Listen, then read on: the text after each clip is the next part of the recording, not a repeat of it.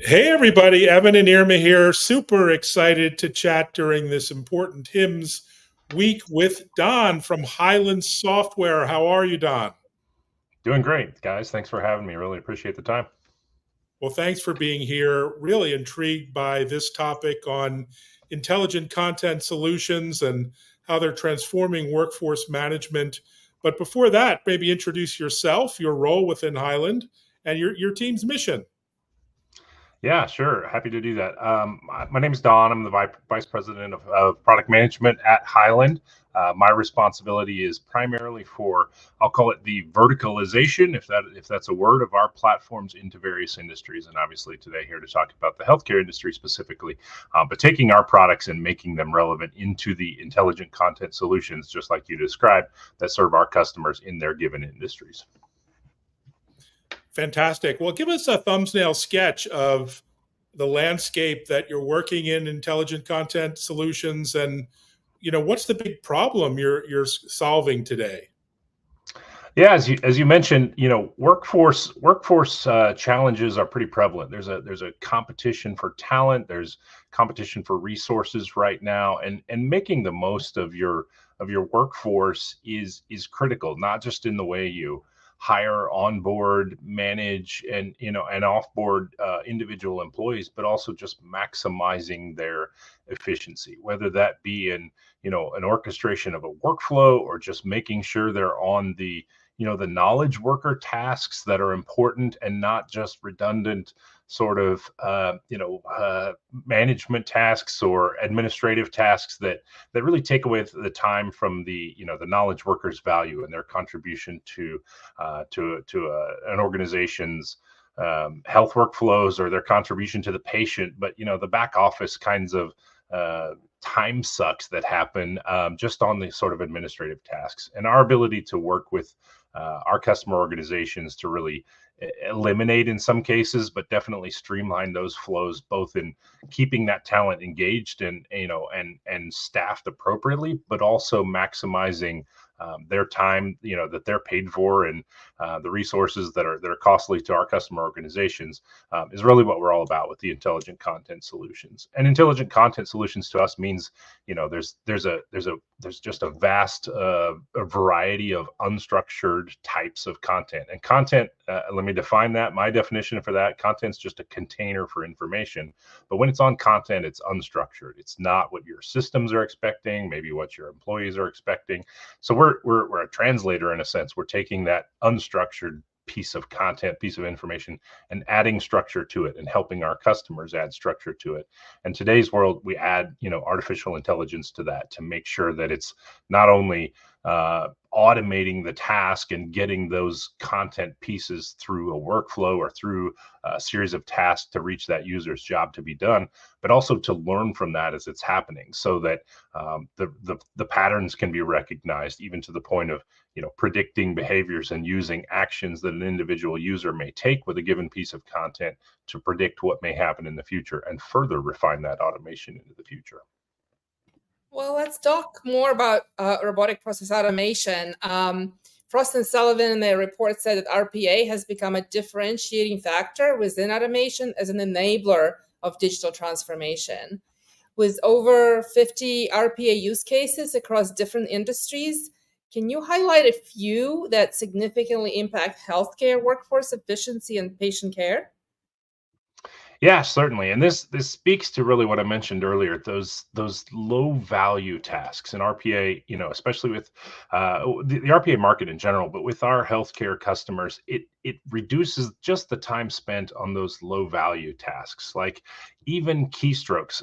We've got a great customer, Baptist Health, and their use of RPA has really supported a great time savings of what seem like very simple tasks, but to just add up in their repetitive nature. So they've experienced, I think it's something like a 25% reduction in outage time for HL7 logging, and 10 to 20 minutes per customer or per user per day, just with excessive keystrokes. And that solution took us 2 minutes to build with Baptist Health.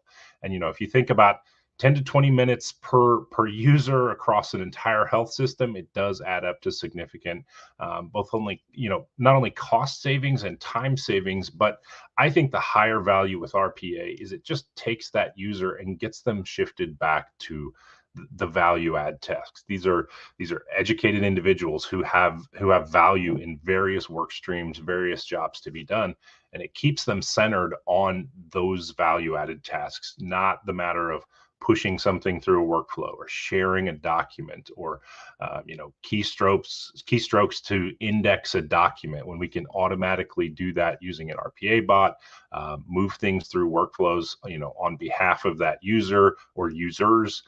It keeps them focused on the high value tasks that they're hired to do, that they're skilled to do, and not just the kind of busy work that keeps them away from those tasks, without the use of something like an RPA tool.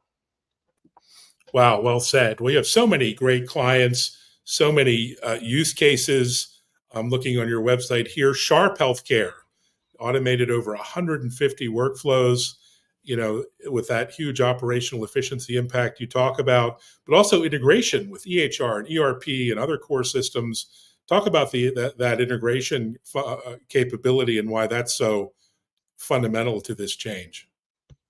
Yeah, it's a key point of value that we focus on here at Hyland. I did some kind of customer segmentation work recently, and we find that, I think it's 90+% of our product is integrated to a core system of some kind. You mentioned a lot of them: ERP, EMR, EHR, but really even beyond that, if you think about financials and Salesforce or a CRM type tool, a referral solution that may reach outside the health system and have to touch, external systems beyond our customers' four walls.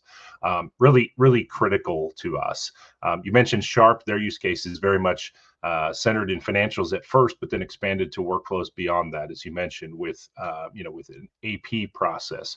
You see it in revenue cycle. We've had reduction at I think it's Ohio Health, where denials in gross dollars and a 9% reduction in the total number of accounts that were denied in their revenue cycle work, saving hundreds of hours through a given process, and all those points, as you mentioned, integrated to a core record. It's a little like what I said before. We're taking that unstructured information and really refactoring it so that it fits a structure, so that it can connect to those line of business systems, your CRM, referrals, out to ambulatory, anything that reaches kind of beyond what the printed information may be, needs to be kind of that integrated, connected solution.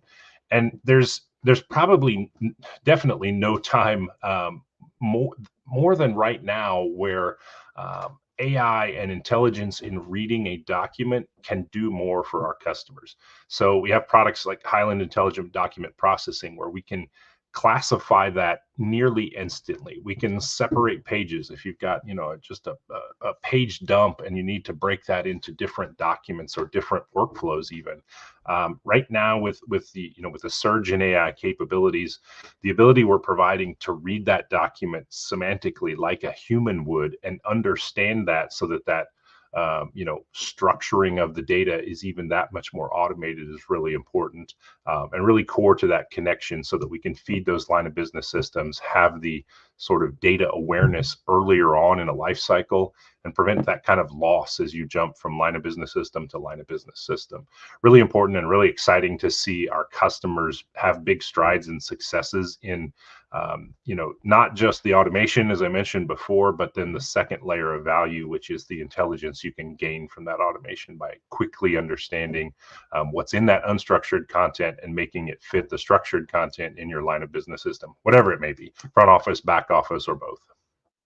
Well, great. And it looks like there are gains in other areas like application development. As coming myself from a background in software engineering, I can certainly appreciate speeding up app development by 77%. I see here in the case of Priority Health, I see they've automated over 90 business processes. That's really remarkable. I'm curious, what can other health care systems learn from this approach to intelligent document processing and also member onboarding? Yeah, sure. So, what you're really describing there is, the prevalence of low to no code technology. So, we mentioned before that Hyland, our plan to solve issues for our customers is the intelligent content solutions. We want to bring a solution that our customer can use, so closely out of the box that it solves the majority of their problems. But we understand too that in any given job to be done, any business process utilized by our customers, there's some degree of variability, kind of an 80-20 rule, that if we can bring in that solution that is 80% what the customers need, there still will be a 20% roughly, kind of variability that customer may need to take some ownership of the design of their solution. And that's where low code slash no code kind of drops in. You mentioned Priority Health. They reduced the specific use of a Hyland application building time from, I think it's 6 months to 6 weeks.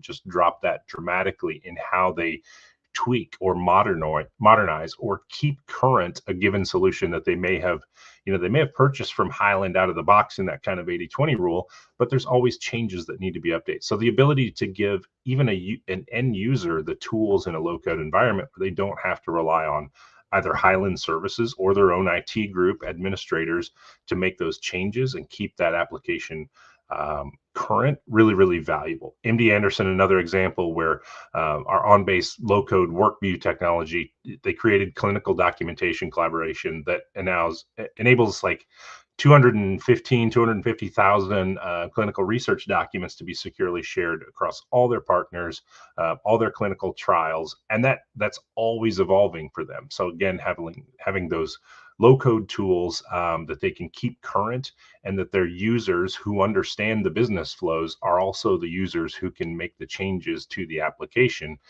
really, really critical in keeping that current and keeping it low cost as well, so that they aren't waiting for external development or any developers really to contribute to that. Gives them an overall value that's good, not only from an efficiency but a cost perspective as well. Yeah, very impressive. Another hot topic at HIMSS, case management. Maybe explain the role of case management in healthcare and how it benefits from your intelligent content solutions. Yeah, I think when you refer to case management, it's a little like any sort of business process management, but you want an end, you want a success that comes from it, and it really it's modernizing in the market today with the use of all the orchestration tools that we've kind of described. The ability to add an RPA bot for something that goes out of bounds of the normal solution, or an intelligent capture part for a piece of content that contributes to the overall case. You're looking for, how do we get this case to the successful completion?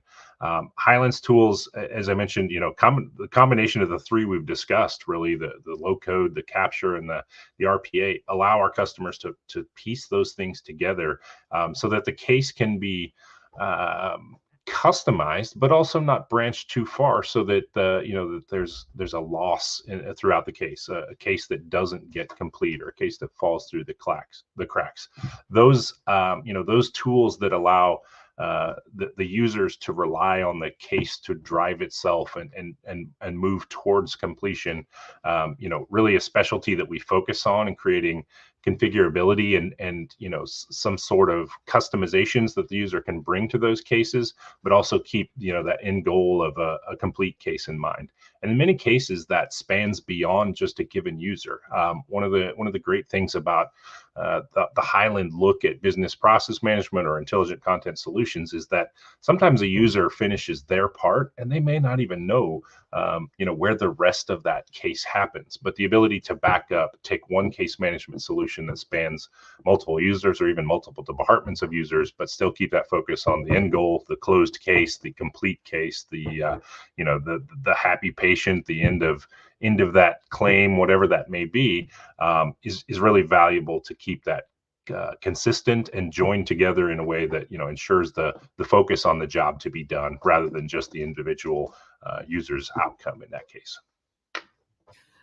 Great. Well, Don, we're here at HIMSS this week, and For as long as I can remember, interoperability has been a big topic at HIMSS, and it's still a challenge. So in terms of achieving interoperability and enhancing process automation, what advice would you give to healthcare leaders to maximize the benefits of intelligent content solutions?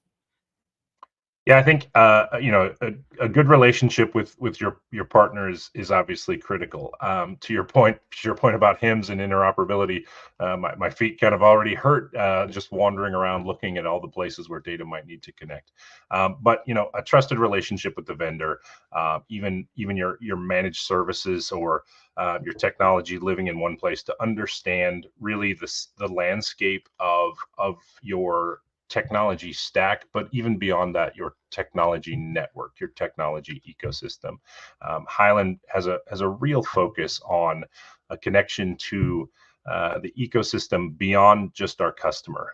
I have said one of the phrases I use in the past is we used to sell content solutions to a customer, and we really sell content solutions now to a network. So that interoperability, as we mentioned before, even in just terms of integration connections to major EMRs, ERPs, really critical for us in helping to understand that approach. So I think as advice, if I had that, is thinking about that ecosystem where the connections, where the data goes beyond the four walls of an organization, but may need to pass off in a clean way to another part of the ecosystem. It's an area where Hyland really focuses a lot of effort and research and development investment in maintaining those connections, maintaining the continuity of the data as it crosses from one organization to another, again with the goal of that completed case in mind. Really critical, and a trusted partnership with your vendor there, I think is very, very important. Well, speaking of R&D, it wouldn't be a tech chat if we didn't talk about AI and ML, something that Hyland has known a lot about for many years. How do you see it now impacting the future of medicine, of healthcare, especially on the workforce side, where we have so many challenges? What opportunities do you see on that side of the fence? Yeah, I think it's going to further enhance the orchestration of workflows. AI and ML, everyone's obviously very excited about the impact to work. One of the things that I think Hyland is bringing into our focus in the space is the sort of tenet of explainability within AI. For AI to really grab hold, maybe even especially in the healthcare industry, a level of trust is going to be critical. Whether that's image analysis or whether that's a simple workflow orchestration, the ability to understand why is this AI suggesting this? I like to think of it, I'm a simple user, but I like to think if I've got a suggestion from an AI bot, having the ability to just click that link, how did we come to this, to understand that, so that your users start to understand why is the AI making the suggestion, the summarization, the language summary that it is, so that you not only start to build the trust, but that the user starts to contribute to the model. So, let's say that narrative summary is 90% accurate, but an explainability link allows that user to say, this is what's wrong, or this is what's right about this. The models will then learn to do more and more and more. The other part that I think is important is sort of the content and user interaction. AI can look at, let's say it's a document for simplicity's sake, and summarize that document. But adding to that model, what action did the user take immediately after viewing that summary? That increases the confidence or adjusts the confidence of that model as it contributes to that user's value. So all those points, which are obviously hot topics in the market, the trust and the explainability, something Hyland is focused on understanding, especially in the healthcare market, where there's risk, there's liability, there's maybe an uncertainty on how does AI contribute to my given workflow, my given process orchestration. What sort of content does the AI look at? If it's a document, that may mean one thing. If it's an image, if it's a medical image of some kind, very, very different thing is that we need to assume. So that's a focus for me, for my teams, is that trust and explainability is going to be, I think, the next kind of horizon of AI. Everyone's excited that, we can go get a summary, or we can go get a document drafted, but that belief in, can I rely on this, and can I use this as part of my enterprise level work streams, really, really going to be important over the coming years. Well, maybe we can cover one specific aspect of your solutions on the payer experience side. What are the specific arguments for increasing process automation in healthcare from the payer digitization perspective, and how that translates into tangible benefits for health systems and perhaps even patients? Yeah, sure. So it's the payer solutions are not my area of depth necessarily. I'd love for you to talk to some of my team about that. But at a macro level, it's really about driving the costs down, and that's for every part of the payer process. As you mentioned, to the end, to the payer, those overhead costs involved in any of those claims processing solutions, claims processing workflows, ultimately the patient pays that cost. So driving that down is a focus for us, not only for our direct customers, but their indirect customers as well. That's the value point. There's no shortage of overhead and excess in just the variability in the process amongst payer solutions. So creating the tools that, again, using all of these workforce optimizing functions that we have through RPA or IDP, ultimately, even backed out to the most macro level, it should be driving those costs down for our direct customers, for our indirect customers, and ultimately the patients, so that those solutions are contributing to the efficiency of the claims and everything that moves through it, but also the end beneficiaries of all of that. Well said. Well, thanks so much for giving us a peek at all the innovation and opportunities being created in this with Hyland, and such a great time to do that during HIMSS. And congratulations on the impact in the industry and making these amazing changes. Onwards and upwards, Don. Yeah, appreciate the time. Thank you guys so much. Really enjoyed it. Thanks so much, and have a great week, everyone, at HIMSS.